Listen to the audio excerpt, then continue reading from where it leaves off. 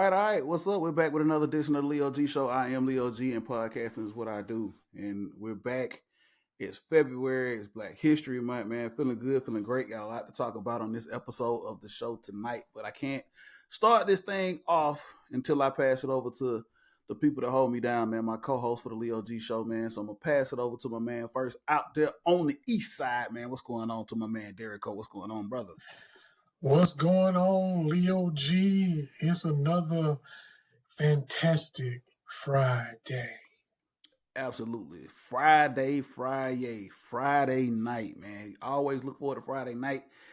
As we record this episode, man, this is Super Bowl weekend, man. So yeah, a lot of people. This is like a holiday for everybody, and we'll get into it as the show goes on. But it's Friday, man. Absolutely. So we live for Friday, right? We live for Friday. So that's what we're here to do. Derek O, man, before we're going to do something a little different, man. Before we pass it over to my man down there on the South holding us down, man, let's go ahead and get the fit check, drink check out of the way. Hey, man, I just, in my Friday work gear, so I did a troll job for my co-host, Leo, and sported the Atlanta United jersey. Yeah. And I'm drinking on my cold one. I got a cold one. Just a little, what is this? Oh, Red Stripe. What up, baby Banks? That boy say he got money in the banks as his name. And then, I got this big boy over here, this Jack Daniels Sinatra that I'm going to hold on to for a minute. I might crack it tomorrow. No, Sunday. I might crack it Sunday. We'll see. That's JD. I'm about to say, don't. You better hide it then. You better hide it when I come through. You already know. Yeah. Man. That's what's up. We see you, man. Yeah, Derek O, man, you had the opportunity to come down here, man, with your boy, man. Try to get Banks was probably still rolling over in the bed, man. Had a big day out here a couple of weeks ago.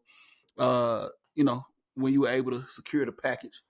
We were able to secure a couple of things, man. Shout out to the plug, man, as always, man. But yeah, so hide it when I come around. Unless, we gonna pop it. You know me. I find it and I'm gonna pull it. I'm gonna pull the pin like a grenade. That's why it's in the box, baby. Got a lock on it. Okay. All right. I am a locksmith, man. We're gonna pass it over to my man down on the south side holding it down, man. My man Banks. What's going on with you, brother? How you doing, Leo G? How you feeling? What's good, Derek O? Feeling good, man. Feeling good. Feeling awesome today, fellas. Just doing Banks things, and Banks is basically being active and alive. You want to take the lay over there? He said, well, you will tape the lay over there, man. I don't know what Derek over there talking about. Maybe it's his stuff up there. Go ahead and give us the fit check, drink check, homie. Go ahead and do it, man. Basically, I'm rocking prime time today. 21 Dion, old school, with the logo and stuff. Today, fellas, I'm doing something different, man. I'm trying this new AU vodka. I just cracked the top on it. I'm about to pour it as we speak, fellas, and I want to give a taste of it in front of you guys. Witnessing me taste this, and I'm about to see what this tastes like. Hopefully, it tastes decent. Bro, look like grape Kool-Aid, man. Boy, I thought, what you know what I thought he was about to bring up? What you thought he was about to bring up? That Blackberry Crown. That Blackberry Crown. It might be next. I don't know. You never know, boy. He about to bring it out, man. What's the take on that AU? I thought he was about to cut up on us. Very sweet, very sweet. Tastes like Kool-Aid. Grape Kool-Aid. But it's raspberry actually, fellas. Blue raspberry AU vodka. You can either drink it straight or chase it with something. I chose it to go straight with it. So with the matching red solo cup. Yes. Straight no chaser. That's how we do it. You know Yes. what it is with the matching red solo cup, man. Shout out to my man. Name just escaped me. It was a Toby Keith, I think, just passed away not too long ago that did red solo cup. Shout out to my man for the red solo cup. If I'm not mistaken, somebody check me on that. Fact check me on that if y'all got a chance. But I think it was Toby Keith, man, with the red solo cup. I fill you up. Let's have a party. Don't ask me how I know that, man. I've been around for a long time. But look, man, your boy Leo G. I had to come through. Memes. Huh? Say what? What? See, Banks heard me. That's all that mattered. Okay. It is what it is, man. So listen, man. Leo G, I got on some Falcons gear today, man. This is battle tested, tried and true. My jersey. This is, I guess, now considered a throwback. Obviously, since we switched over to the new unis or jersey, whatever you want to call it. I think we switched over in 2020, so we've been riding with these now for 5 years, fellas, on the new uniforms. This is the old one that we had. I want to say this went from like 2003 or something like that all the way up until we changed it, if I'm not mistaken. Like I said, my timelines could be off by a year or two. Somebody can fact check me on that. I don't have the facts, but yeah, this is a throwback through and through jersey that I have. It's a custom made, got the patch on it and everything like that there. This is battle worn jersey, man. A lot of home games, NFC championships, playoff games. This jersey traveled with me to London. This hat traveled with me over to London. A few away games, man, down in Jacksonville, Tennessee. Banks remember that. Yeah, man. So I had to put this on. My son reminded me that I was supposed to retire this jersey. So eventually I will retire it and put it up on the wall. Because like I said, man, this is one of them things that's just been it's been around, man. Y'all seen it. If you seen me at the stadium, man, back in the old Georgia Dome days, I was always rocking this bad boy here. So that's what's up, man. So right now, what I want to feature is something that, you know, if you can get like me, go find it. You know what I'm saying? Derrico had to pull out the Sinatra on me, but you know what I'm saying? I'm gonna pull out a little something here that a lot of people might not know about, man. It's that Sweet Wheat 1792, man. Sweet Wheat 1792 bourbon. Shout out to the plug, man. We're able to get my hands on it. If you can find it, let me know. If you can find it for the Lolo, like I did. And then this is specifically for Derrico right here, Banks. I'm definitely, since he like to troll people, man. You know, I know he went up to Turtle Creek and did his thing, man. But you know, I had to play that get like me game, man, and come back with that Woodford double oak at my favorite spot. Had that single barrel select up there, man. So that's what you're seeing right there, that Woodford double oak by Tap House. It's a single barrel, man. I can't wait to jump on it, man. So yeah, that's what we're doing this evening. Hey, Banks, he always talking about what he ain't gonna do, what he ain't gonna get. 24 hours later, he be the plug done went and got him, dog. He be fiending for it. We ought to cut his credit card off. Man, hey, you can try. I got cash, dog. I'm old school. I still got cash. I keep cash in my pocket, so you ain't gonna stop me there. And like I said, man, right now I'm actually sipping on a little cream of Kentucky, man. That's a little on the low right there for you, man. Derrico know about that cream of Kentucky. That's what I'm sipping on this evening. So listen, fellas, fit check, drink check. We already damn near 10 minutes in. Let's get into the show, man, and let's do it. Before we really get into the meat of what we want to talk about tonight, I felt like it would be fair to bring up something very significant that is going to happen here in Atlanta in a couple of years. Derrico will actually be celebrating his 75th birthday when it happens. Banks, you and I will be actually crossing over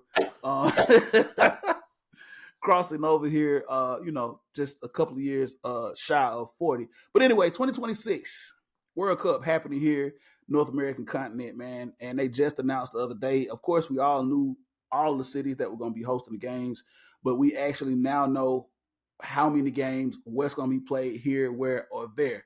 So two tidbits I want to talk about before we jump into the meat of the show. We're not going to hold it long. I actually skipped something, fellas, but we might come back to it if I get a chance. But anyway, World Cup. Banks, we were just told that Atlanta will host a total of 8 games, pool play, and also we will host a semifinal game, which is very, very significant, very, very big for the biggest sport on the planet. Banks, how do you feel about And by the way, it's not Mercedes-Benz, it's Atlanta Stadium that's going to be hosting these games here in 2026 for the World Cup. How do you feel about that?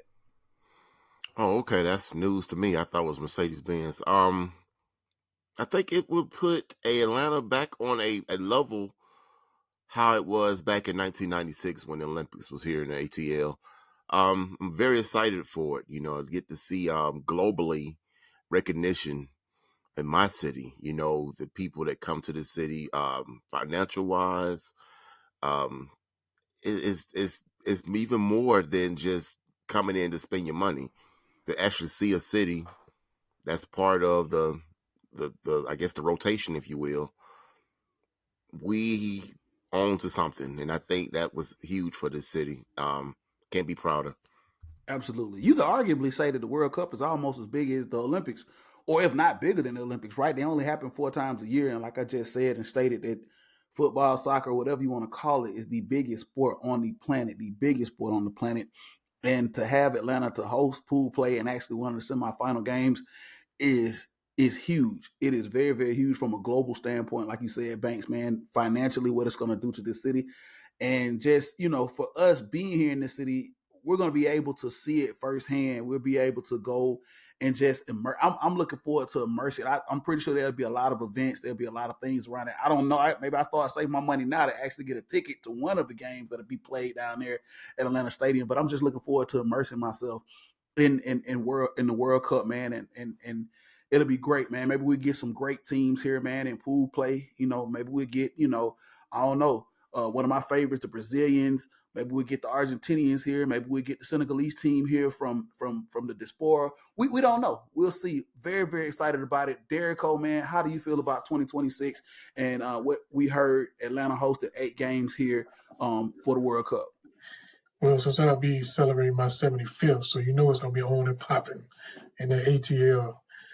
You know what I'm saying? It's going to be one of them hell of a weekends, but it's going to be during the week. But anyway, I digress. It's big for Atlanta. It's big for it's big. It's really big for the city. It's big for the region.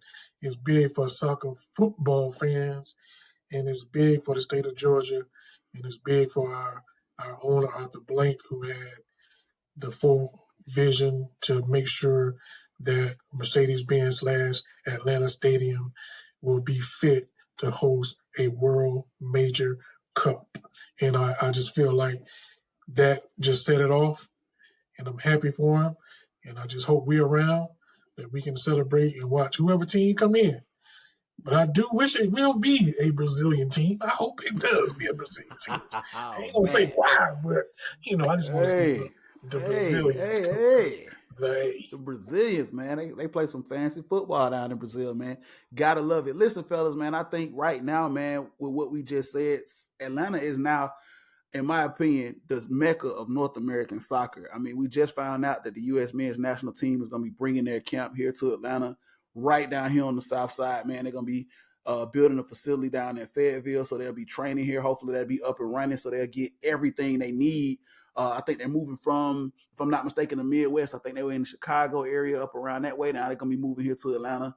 Uh, they're going to have everything that they need, and then some. Obviously, I think Arthur Blank, Derrico had something to do with them bringing the facility and bringing the training down here. So yeah, man, Atlanta is like gonna be the mecca of not only North American soccer but world soccer. I think, in my opinion, with the U.S. men's world team, and we all know what Atlanta United has brought to just the culture of soccer here into the city, man. Because people didn't realize that it was big here, but it is, and we're fans of it, and we can't wait for it. So, fellas, that's what's up. A little bit of news that I wanted to drop, man. Shout out to all our people over there at Footy Mob, man, for featuring us up at the Independent Supporters Council.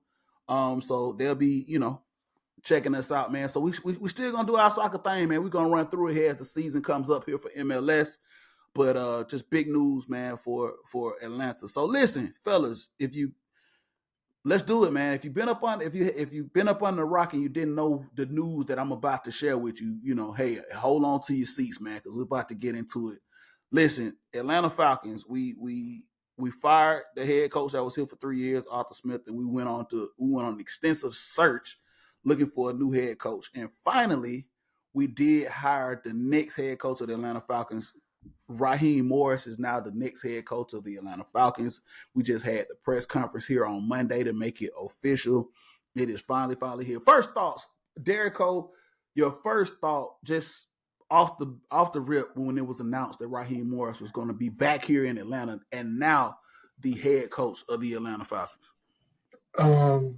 Based on all the conversations I had with so many different people, including you, I was absolutely shocked. I'm not gonna lie.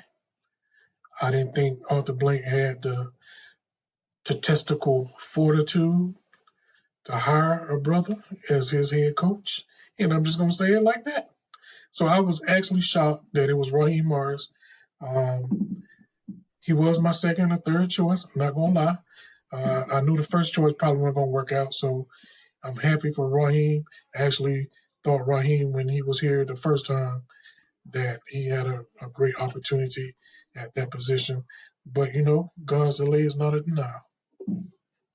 Absolutely, man. Thrilled. And I think on the last podcast, I actually had said that, I would be ecstatic if we brought Raheem back. I mean, at that time, I think on the last podcast, we had acknowledged the fact that we were looking extensively and they had interviewed a couple of people at that time, and we'll get into that in just a minute. But I want to get Banks' initial thoughts because I know he has some different thoughts as to when it actually happened. I don't know if he's now changed on that, man, but just first takes, Banks. First take as to how you were feeling when we announced Raheem as the head coach of the Atlanta Falcons.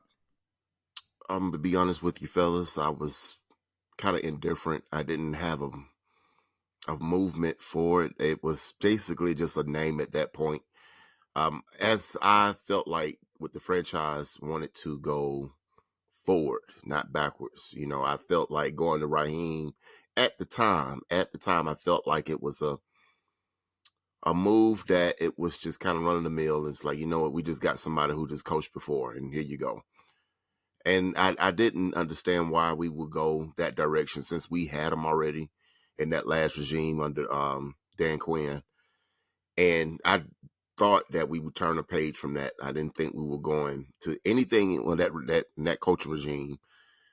But as I start doing more research on, who he was as an individual, where he came from, how he started in Tampa, and how he was, pretty much gave a situation where he couldn't win. I started to embrace it more, especially now that I see he has more control, if that makes sense. I think he has more of a say-so.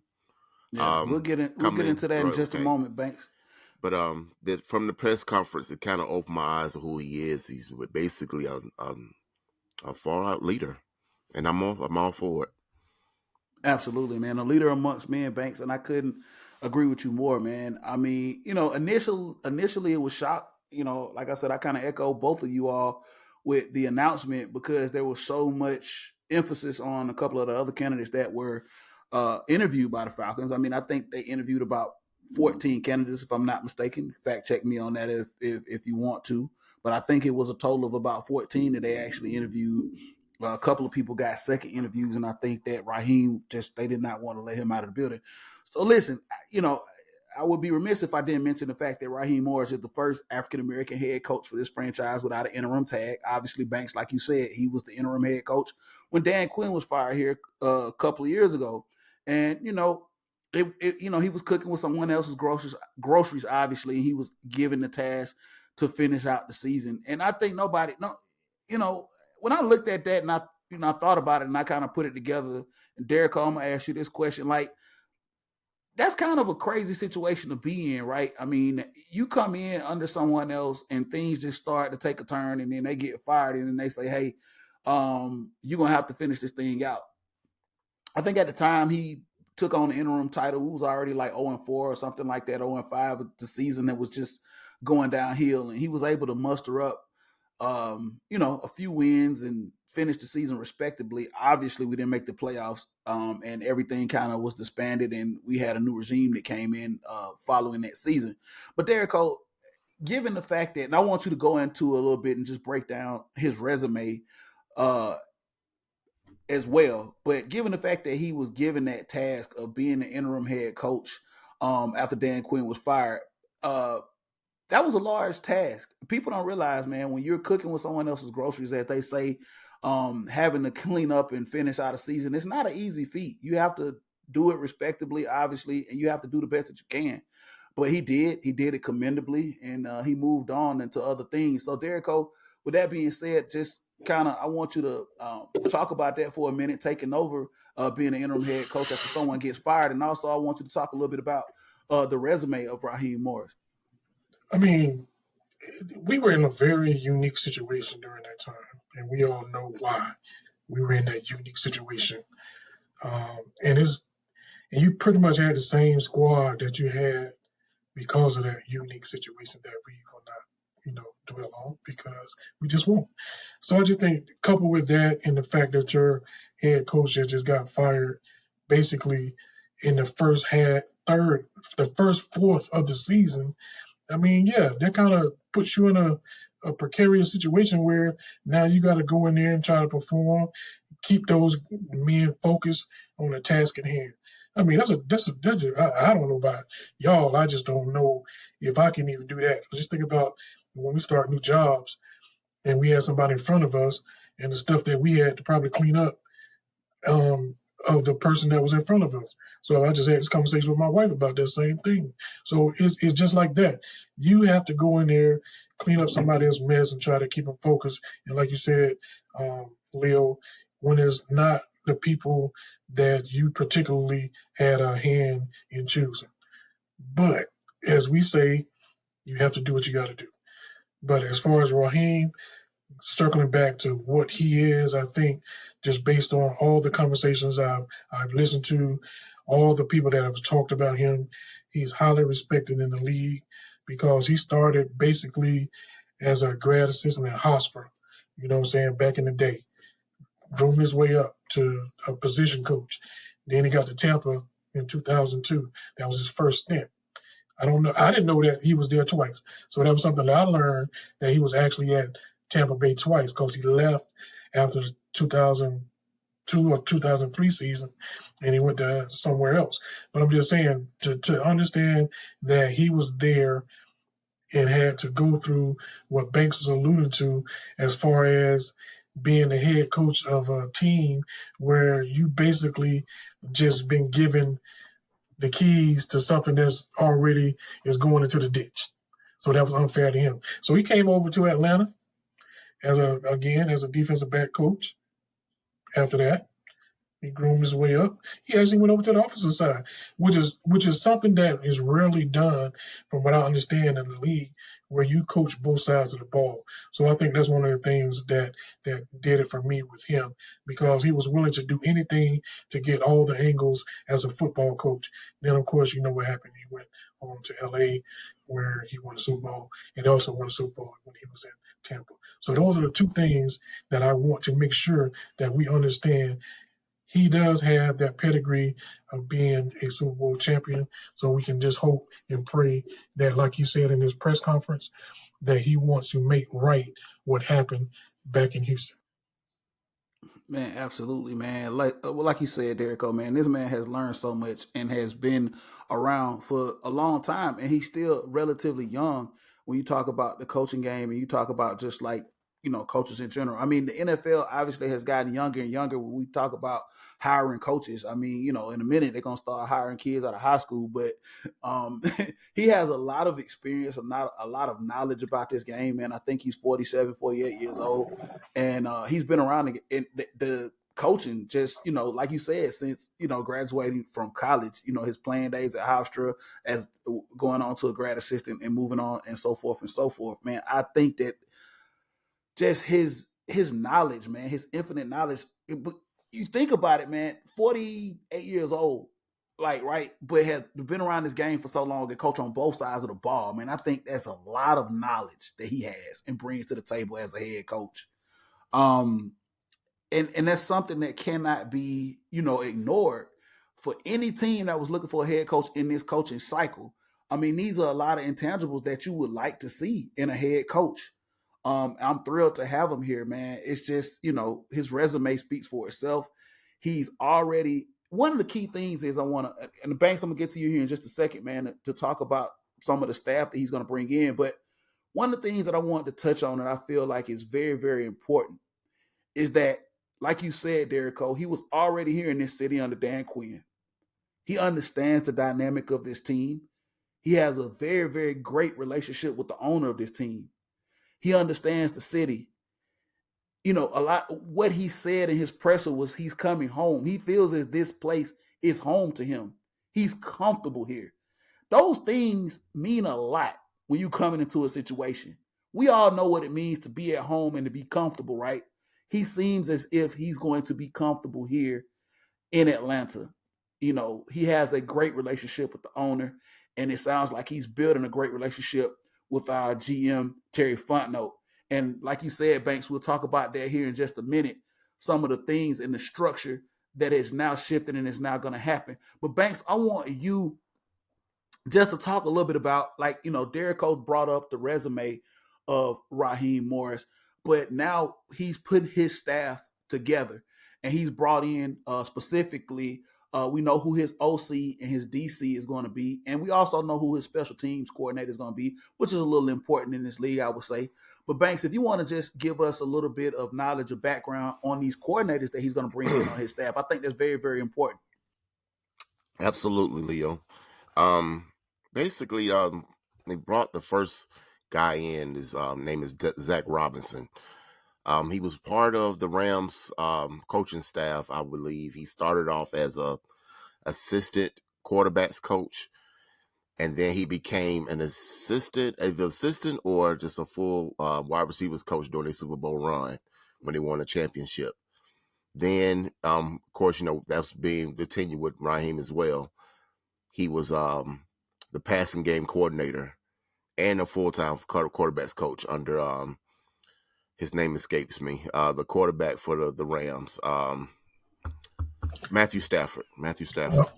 So I think for bringing him as an offensive coordinator, I can't bash it. I think that could be nothing but good things for this man. He's been under that McVay tree offense. He should know exactly how to move a ball. And fellas, we know for the past regime, we've been sitting in that stadium pulling our hair out trying to get a first down. So we'll see how this is going to work out for A. I don't have none either, and I still was pulling something out, okay? So let's, yeah, Derek Cole, yeah, exactly. So, I think that would be a good move for Mr. Zach Robinson. For the defensive coordinator, Jimmy Lake, didn't know too much anything about him. All I know is he was a part of Raheem Morris's staff. I think he was in Tampa at one point. He actually crossed paths with him twice, and he was a defensive backs coach. I think he was an assistant to him the first time in Tampa, and I think Raheem Morris was the defensive backs coach, and he was his assistant. The second time around, he became the regular defensive backs coach, and then he went on to the Pac-12 to where he coached Boise State. He coached teams like I know he was the head coach for Washington Huskies at one point, and he was basically didn't do too well up there, but he was a defensive-minded coach, and he comes back and the first thing he gets is a nod from Raheem Morris. So if it's something that he sees something in him, I will co-sign on it, fellas. I have no gripes about it, and let's go. And as for the special teams coordinator, we have Marquise Williams, who was already on the staff. He retained him. I didn't have an issue with the special teams. I think that you want to keep some guys intact, to keep some continuity going. Not just with Marquise Williams, but also with I think Gary Gray from the secondaries coach. I think that was Jerry Gray. actually That a was a big huge. time stay for him. Really looking forward to that. So far, so good, fellas. Raheem Morris is basically pressing all the right buttons in my eyes when it comes to his coaching staff. Not a really a questionable, like, who is this, why we bring him in kind of situation. It's kind of a, let's go and let's see what happens. Absolutely, absolutely, Banks, man. Yeah, putting the staff together is never easy. These things sometimes as fans we overlook, right? I mean, I'm not speaking. I'm just speaking in general, not just about us, fellas. But I think as fans, we kind of overlook the fact that this is a process, just like everything, right? We look at hiring the coach and like, oh, okay, we got a head coach, but all of these things are very, very important when when you're trying to build when you're trying to build something, an NFL team, a winning organization. You have to put all the right pieces in place, and like you said, Banks, these guys, once again, kind of theme here, guys that he's comfortable with, that he's been with. Like you said, circled around Jimmy Lakes. They've been together twice, I think, like you said, in Tampa, and then they come back together again in LA. Zach Robinson, who actually played quarterback, was a quarterback coach, like you said, in LA with McVay under that tree. He's learned a lot and he's grown a lot. So very, very comfortable. And like you said, he retained the special teams coach here, which, like you said, no surprise, you want to keep someone that has actually been successful on that side of the field. Um, I'm very, very intrigued about how this staff has come together, and I'm happy to see that he's getting comfortable. He's getting the people and the pieces around him. Also, one notable thing, and I know a lot of fans always talk about this, and Derek Cole, I want to get both of you guys' thoughts on this. He made it clear that he wouldn't be calling plays, even though he's a defensive minded guy. He could call the defense. That's what he came for. He was a defense coordinator in LA. He did a very good job at doing that. How do you feel about that, Derek Cole? He said he would not be calling plays. He would be, in a head coaching capacity. And I'll say how I feel about it here in just a moment, but I want to get you guys' quick thoughts on that. Derek Cole, he won't be calling plays. How do you feel about that? That's the one thing that I said that I hope he does not do. Call plays. I want him to totally focus on the football team, period. So that's how I feel about it. So I was happy when you made that decision. You are hired to be the head coach. You hire guys to do their jobs as DC, OC, so let them do their job. Absolutely. Banks, your thoughts on that as well? Well, it was the smart thing to do. Also, is I mean, you have a head coach now who can do head coach things. He's very efficient on both sides of the ball, as you already alluded to. That we have a defensive coordinator who were at one point a wide receivers coach and a defensive backs coach. Like, he knows both sides of the spectrum. So I think somebody who is very versatile on both sides of offense and defense needs to be doing just that, overseeing the whole entire team as one, not just focusing on one, trying to be a genius and make another name for yourself. Well, you don't have to do that. When you have a coaching staff that's trying to make a name for themselves. I want to make a statement too, Leo, who was going so fast, but this is a question for both of you guys. Since Raheem has been hired here in Atlanta Falcons, have you ever seen Terry Fontenot smile so much? Even when he was with Arthur Smith. I mean, I've never seen this man smile the way he smiled with Raheem Morris. And I listen, must listen. hold before you answer. Can you guys tell me this? Maybe I'm living under a rock, but is this the first black tandem of GM and head coach in the NFL? So listen, man. First off, just to give a little bit about the play calling, man, I'm absolutely on board with him not calling plays. He needs to focus on being a head coach and being able to see everything in its totality, um, in every perspective. So I'm totally on board with him not calling plays. To your question, Banks, yes. So first and foremost, man, Terry Fontenot, man, um, just the energy, the press conference that I watched, I could tell that it was kind of a genuine energy between the two of them. And I think that he is thrilled and happy to be able to work with somebody like Raheem. Yeah, man, Terry was grinning ear to ear. I think that Raheem Morris is his energy is infectious. That was the first thing that I noticed.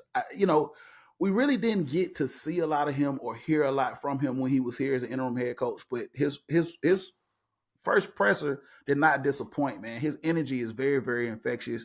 You can tell that he's a leader, and the people around him, man, they gravitate. And I think that Terry Fontenot is thrilled to have somebody like Raheem that he can, and they use the word collaborate together. And we'll talk about the dynamic of that in just a moment, man. I'll let Derico answer that question as well, man. But I think Terry Fontenot is thrilled, and I don't know if this is the first black GM and head coach tandem. I don't think it is.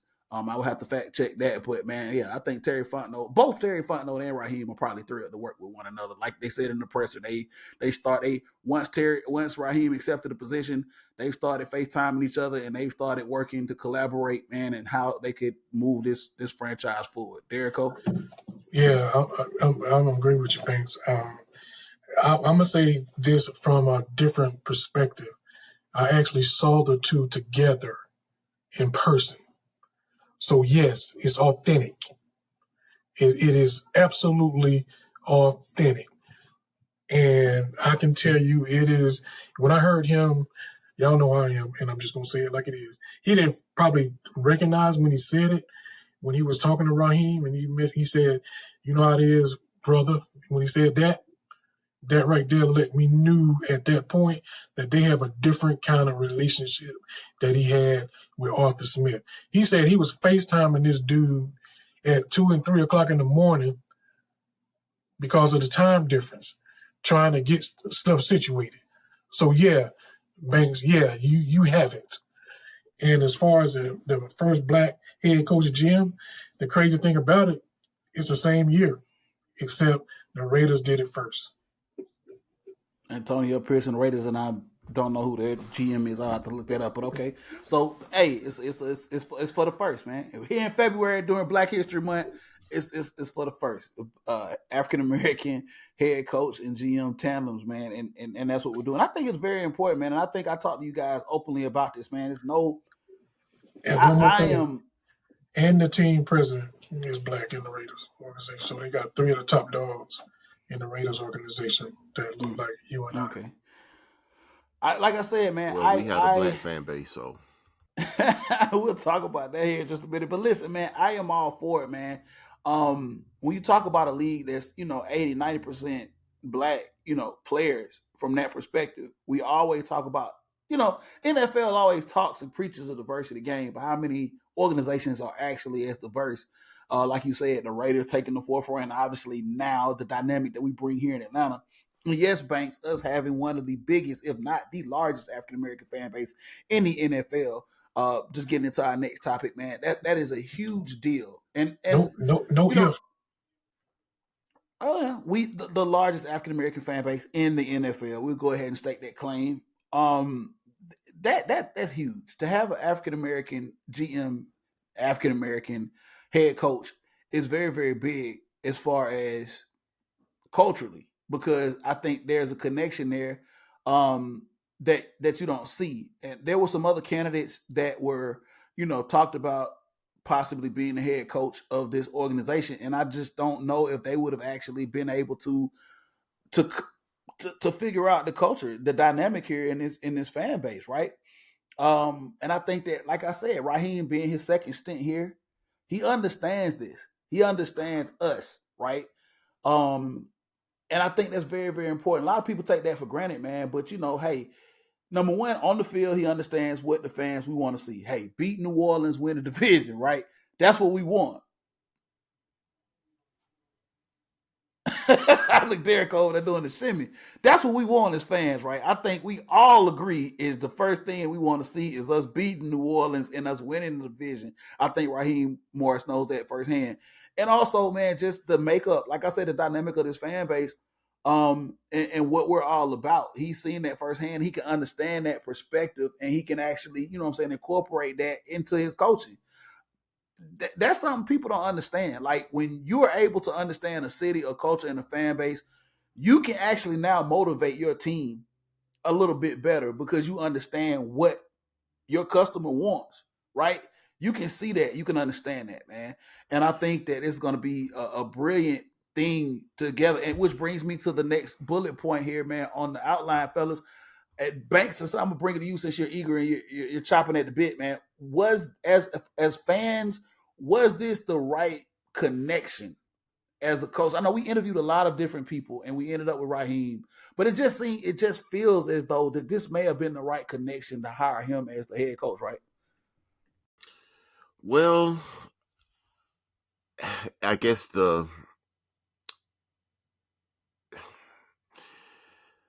we have to wait and see. I think a lot of people of the fan base wanted Harbaugh. I mean, I think that's across the board. I don't think no one really sat there and said that, no, we didn't get Belichick. I don't know if I'm feeling this. But at the same time, I mean, it's not completed yet, fellas. I think we have to see this whole thing play out.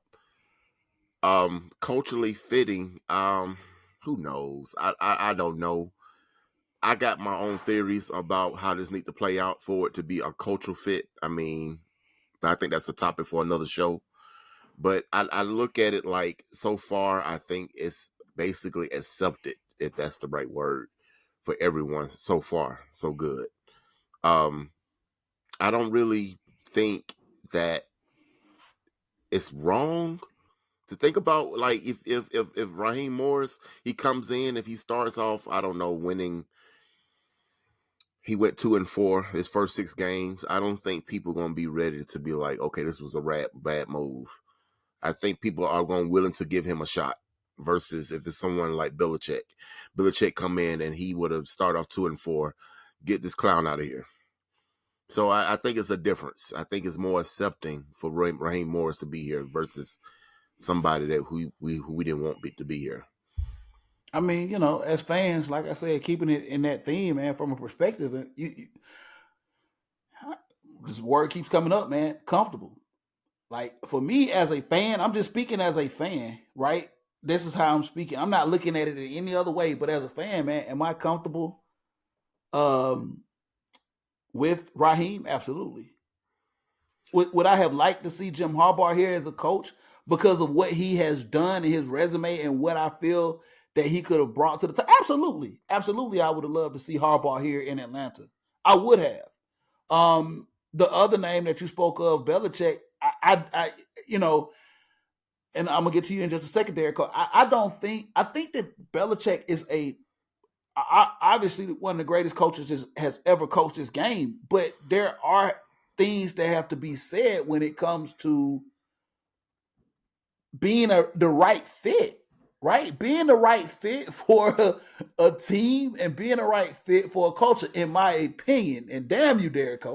But there has to be something said about that. And the reason I say that is because, and I'm a swing it, and this is what I want to swing, Banks, is that Dan Campbell led a very, very successful Detroit Lions team this year to the NFC Championship.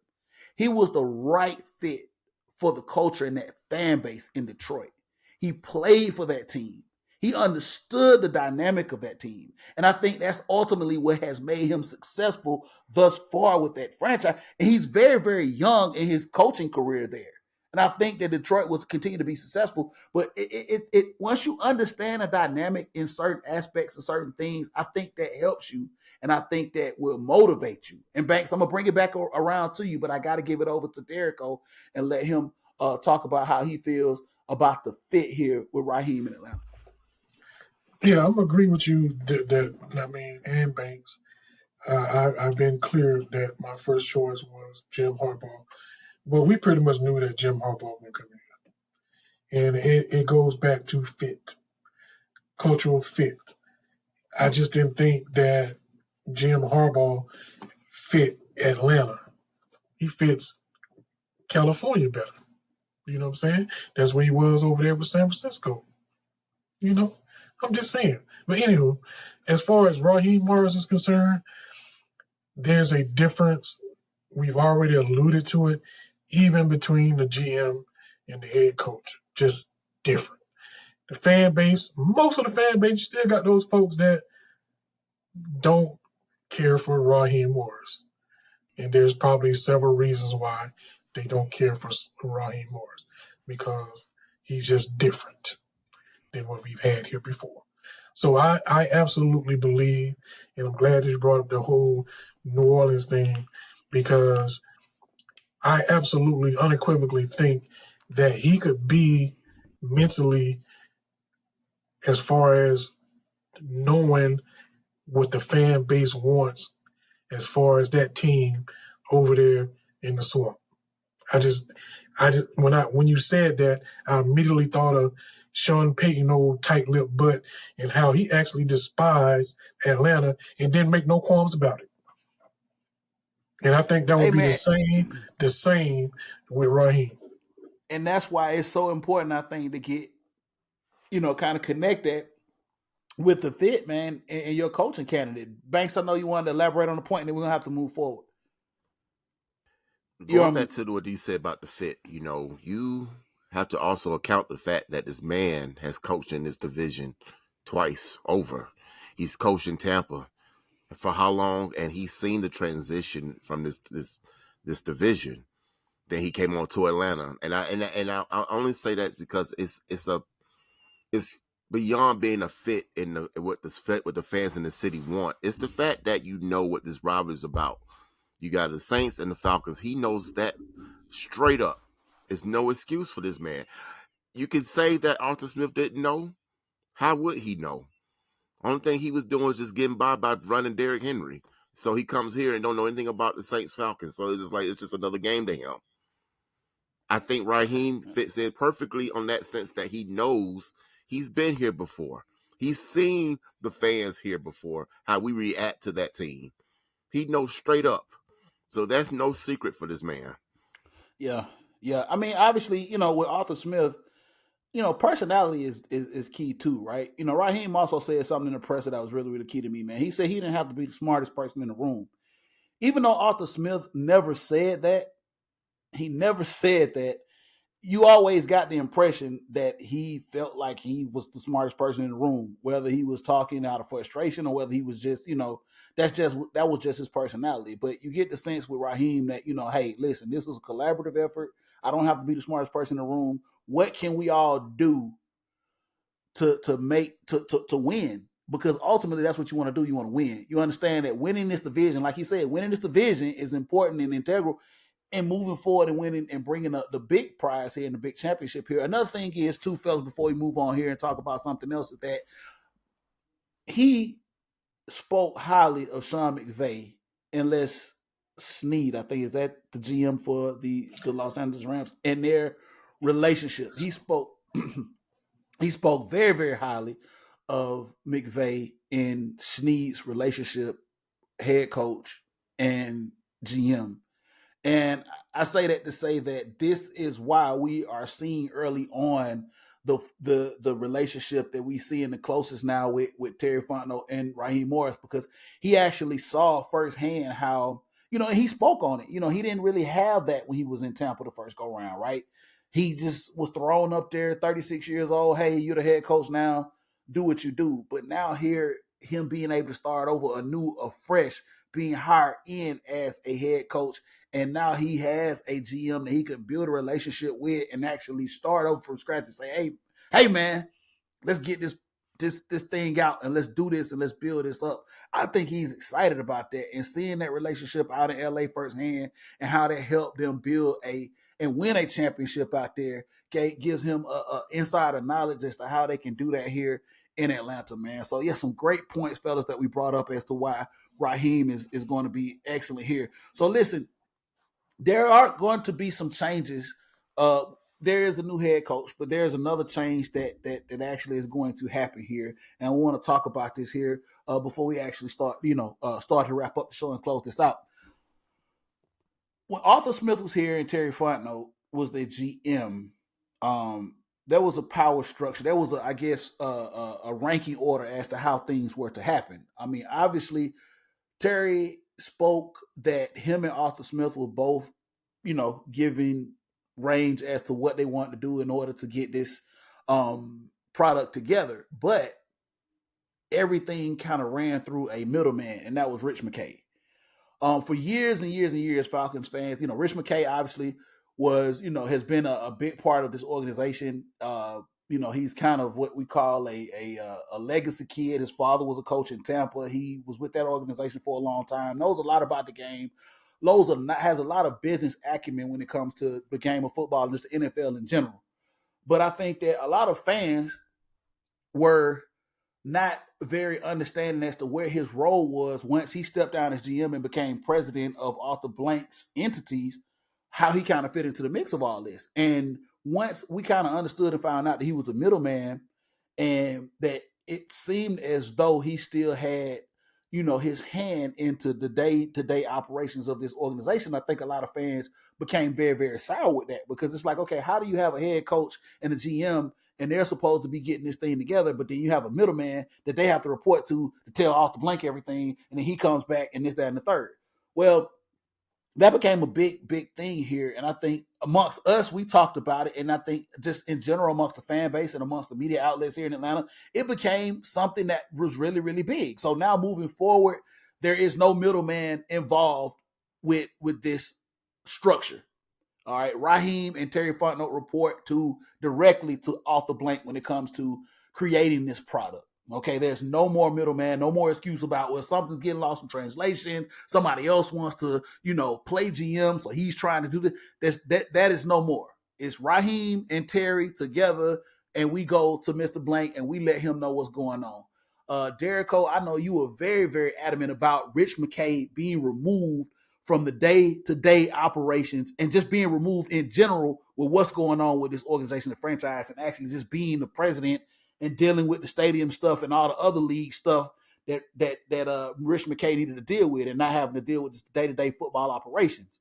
So with that being said, Derico, how thrilled are you, and how do you think this dynamic is going to change the way we get this team together and the product that we see? God's delay is not a denial. Yes, I'm gonna keep saying that. Keep saying it. Sometimes we want things to happen. Sometimes we want it to happen when we want it to happen. But timing is everything.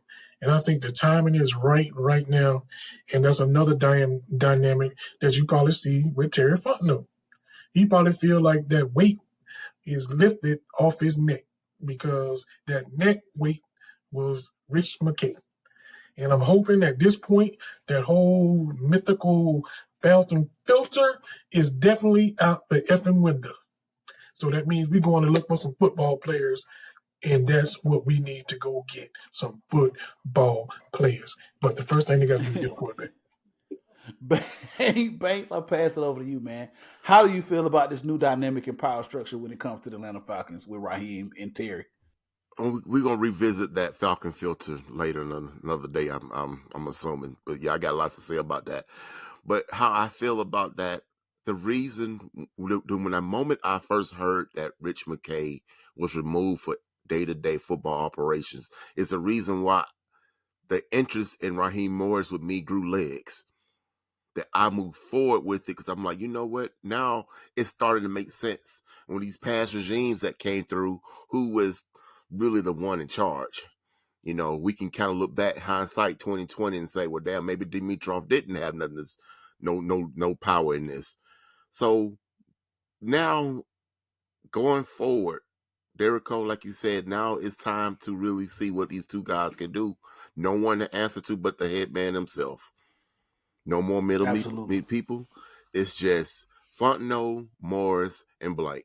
That's it. I don't want to hear nobody else say, well, I had to talk to no. Mm-mm. This is coming out of Fontenot, and this is coming out of Morris, and let's go. And just to, and I did hear, Thomas Dimitrov was on the radio here not too long ago, and he spoke very, very highly of a lot of different things, especially this organization. And he did say that when he was here during his time, that there was never anything that interfered with getting things done.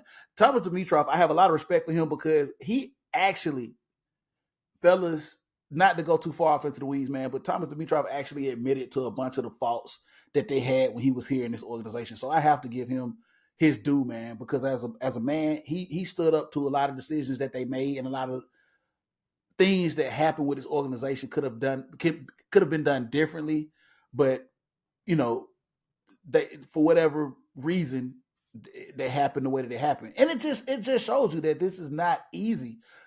Us as fans sometimes take for granted that we look at this thing and say, hey, you know what? It should be easy to put this together, right? It's not hard. It should be a form. It is. It's very complex.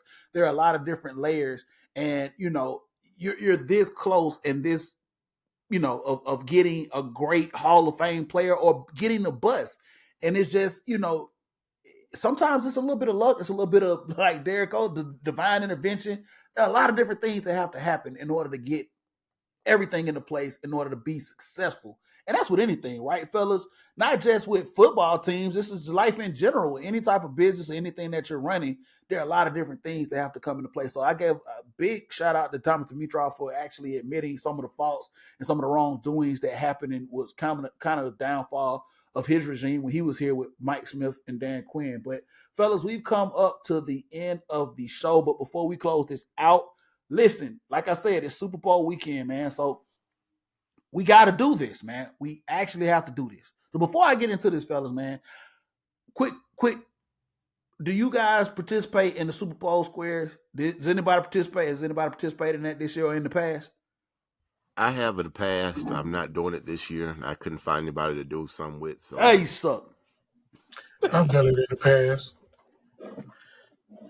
I don't gamble anymore. Okay.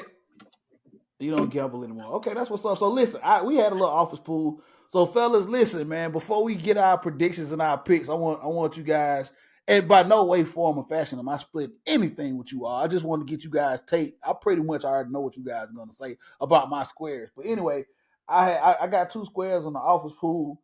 My first square is Kansas City 8 and San Francisco 1. My other square is 6-6. Derek, how do you feel about my odds with those numbers? I like that 28-21. It depends. Is it per quarter or is it just It's per quarter. It's gonna be per quarter. Which quarter is that 8 and that 1? The 8 and 1 is for every quarter. It's for every quarter, so it carries over. I feel good about that for you. All right. And the other one is 6-6. Banks, how do you feel about my numbers, man? 6-6 looks pretty intriguing. Don't think it's going to be a 6-6. Well, it could be 4 field goals after in the first quarter. Then you rolling in some money in the banks. Yay, buddy! Hey, what you mean you ain't gonna break us off now? What the hell is your problem? Like we ain't good to get some money from you, brother? The hell? Hey man, look, we'll have a good time. I don't know about actually putting it in y'all palm, but I definitely, I'm not a stingy person. If we roll into the liquor store, to the bar, and you treat me just like you're giving it to me, so I ain't got no problem with that. I'm just gonna let you know. Okay, all right, yeah, you know what I'm saying? We'll get y'all a bottle of Old Crow or something like that. Listen, man, Super Bowl predictions before we close this thing out, man. We got San Francisco versus Kansas City this Sunday coming up for the Super Bowl, man. I'm thrilled. I'm happy about it, man. Get to see my man Usher at halftime. Banks, Frisco, Kansas City, predictions, scores, whatever you want to give. Go ahead, sir. The floor is yours. I'm thinking this is going to be it's going to start off very defensive. Like any usually big game usually starts. But I think the final score, fellas, going to probably be in a realm of like 21-24 or like a 28-24 kind of game. But I have Kansas City winning this. I cannot bet against Patrick Mahomes. I really counted him out going on the road to play Buffalo and Baltimore, and he did it.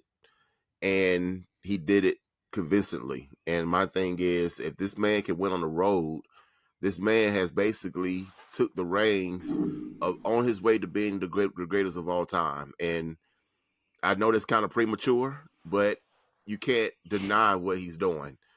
And this is with another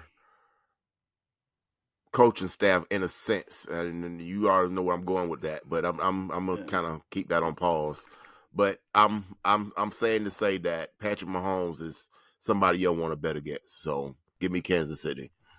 Gotcha. Derek Cole, predictions. Thunder Stiller. Banks is the Thunder Stiller. I'm not betting against my homeboy. And I'm riding just like we used to bet against that other quarterback that we were renamed nameless. I'm not betting against him. I thought the same thing that Banks thought. That hey, he on the road this year. He ain't never been on the road, and all he did was win. Throw the hands up. All we do is win. 31-28 KC. And then you get your money because if they score that score right there, I want to cut. You was stealing my thunder, man. I was like, damn, you stole it. But listen, hey, man, listen. I think this is a triple. We all in agreement. And that's hard to do, man. I think Kansas City takes this thing. I was going to say 38-31. I was going to say that San Francisco is going to put up a fight, but I think at the end of the day, man, San Francisco is just going to be, I'm sorry, Kansas City is just going to be too much. I don't want to bet against Patrick Mahomes, man. He's a very, very special player, a generational talent. I feel as though, man, yeah, he's that guy now, man. And in order to, like the great Ric Flair said, in order to beat a man, you got to beat the man. And right now, he is the man, minus a Tom Brady NFL. We saw the MVP lose at home to Patrick Mahomes. I mean, it's just too much momentum, I think, in my opinion, with what they do out there in Kansas City. And look, we like you said, but we've seen Tyreek Hill is gone. You know what I'm saying? Other pieces to that Kansas City team, and they still continue to win and still continue to get there. So I'm taking Kansas City. I said 38-31. Maybe get some garbage time points from San Francisco. Oh, maybe they make it close, and Kansas City in a final run takes it and scores and wins the game. But I'm looking forward to a good game. I'm looking for a good halftime show. Over or under, Derrico, how many times are we going to see Taylor Swift? Boy, I hit him hard with that one. Come on, man. Over or under, how many times we going to see Taylor Swift Sunday? Too many. Banks, over or under, how many times we going to see Taylor Swift Sunday? Well, give me a number so I can go over or under. Give me a number. I don't know. Okay, 10. Over. Over. Yeah, we're going to go over that. That's over before halftime. They're going to try to find a way to put it in at halftime. Listen, get up there and sing a duet with us. Listen, Taylor Swift, we love you. The Swifties, we love you. We love Taylor Swift. We love you. We love the Swifties. We love your fans. We love you. We absolutely do. We love you, okay? Absolutely, man. Taylor Swift for president 2020, whatever. Listen, this has been another edition of the Leo G Show, man. I am Leo G, man. You can always check us out on Facebook, man, if you're still there, man, the Leo G Show. Also on Twitter, you can check us out. The Leo G Show, the number one. Leo G Show, the number one on Twitter. I'm going to still call it Twitter. And you can also catch me on my personal Twitter account. That's Southern Set with 2 T's, Southern Set with 2 T's. You can see me post my bourbon stuff, and maybe I'll do some reviews here on Twitter as well. Derrico, let the people know where they can find you, man. You can find me right here. 12 hours, 13 hours, whatever day, right here in the cave. If you want me on social media, you can find me at the Twitter, VSU96SDD. You can catch me on IG, Derrico Virgo. Is it Derrico _? Whatever, It is what it is. You can catch me on Snapchat, DJ K-Rose6, and you can find me on Facebook periodically at Stacy D. Derrick. Go. All right. Banks, let everybody know where they can find you, man, before we close this thing on out. I'm having issues with my X account, formerly known as Twitter. But if you were to send me anything, it's BabyBanks80 there, and the gram as well. But most likely you will find me on Facebook at Antoine Jarrell Banks, or Money in the Banks if you want to holler at me. So basically that's where I'm at mostly. Hey, listen, I don't know why my X ain't working. They don't slid too hard in your DMs. Hey, you know what? Hey, I can't. I got nothing for them. You know, you ain't talking about this. I don't even know what you're talking about, because I'm looking forward, not looking backwards. He looking forward. He looking forward. He not looking backwards. Listen, fellas. So listen. Hey, 2 of us will be together, hopefully Super Bowl Sunday. Obviously, we'll bring it back and we'll let you know how that thing works out. It's always, put like this, if you've never been around Derrico and Leo G, that is a sight to see. So we're gonna be together for the Super Bowl. Hopefully, God willing, we'll be together doing our thing, man. It's always a pleasure, Derrico, as you know, hanging with you. Banks, we'll coordinate this thing and we'll get all together one of these days, man, and we'll do it all together. And once again, I'm gonna double down on what I said to this, and this is serious, fellas. I'm being very, very serious, man. I love Taylor Swift and I love her fans. I actually do. And we welcome you into this thing called the NFL, man. And we look forward to many, many years with you guys here with us. Taylor Swift, we love you, and the Swifties. This has been another edition of the Leo G Show, and we will be back post Super Bowl with a lot more to go. You ain't gonna get no more followers.